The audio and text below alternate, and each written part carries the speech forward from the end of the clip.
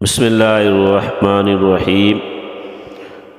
خاتمہ بالخیر کا ایک سبق آموز واقعہ۔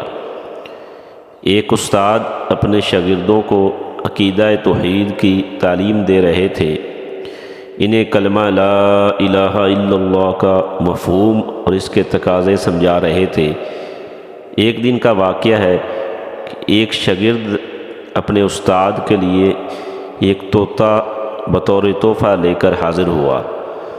استاد کو پرندے اور بلی پالنے کا بڑا شوق تھا۔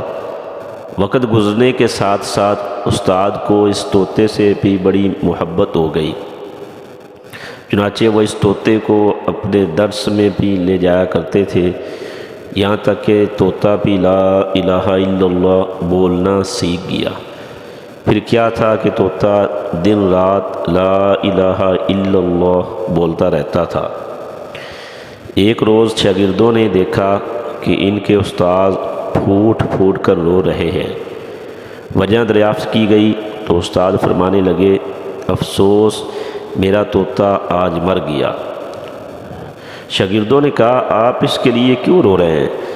اگر آپ چاہیں تو ہم دوسرا اس سے خوبصورت طوطا آپ کو لا کر دیتے ہیں۔ استاد نے جواب دیا، میرے رونے کی وجہ یہ نہیں، بلکہ میں اس لیے رو رہا ہوں کہ جب بلی نے طوطے پر حملہ کیا تو اس وقت طوطا زور زور سے چلائے جا رہا تھا یہاں تک کہ وہ مر گیا۔ حالانکہ وہی طوطا اس سے پہلے لا الہ الا اللہ کی رٹ لگائے رہتا تھا، مگر جب بلی نے اس پر حملہ کیا تو سوائے چیخنے اور چلانے کے کچھ اور اس کی زبان سے نہیں نکلا۔ اس کی وجہ یہ ہے کہ وہ لا الہ الا اللہ دل سے نہیں صرف زبان سے کہتا تھا۔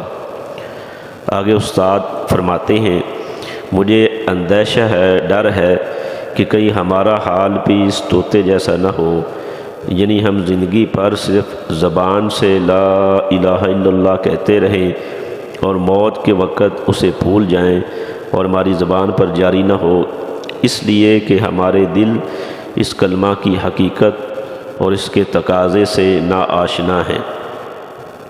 یہ سننا تھا کہ سارے طلباء بھی رونے لگے۔ آسمان پر جانے والی سب سے بڑی چیز اخلاص اور زمین پر اترنے والی سب سے بڑی چیز توفیق ہے۔ جس بندے کے اندر جتنا اخلاص ہوگا اسی کے بقدر اسے توفیق حاصل ہوگی۔ عربی کی ایک تحریر ہے، اس سے یہ واقعہ منقول نقل کیا گیا ہے۔ اللہ جل شانہ کی ذات سے دعا ہے کہ اللہ تعالیٰ ہمیں اس کلمے کو دل کے ساتھ اس کا اقرار کرنے کی توفیق دے اور مرتے وقت ہماری زبان پر جاری کرے۔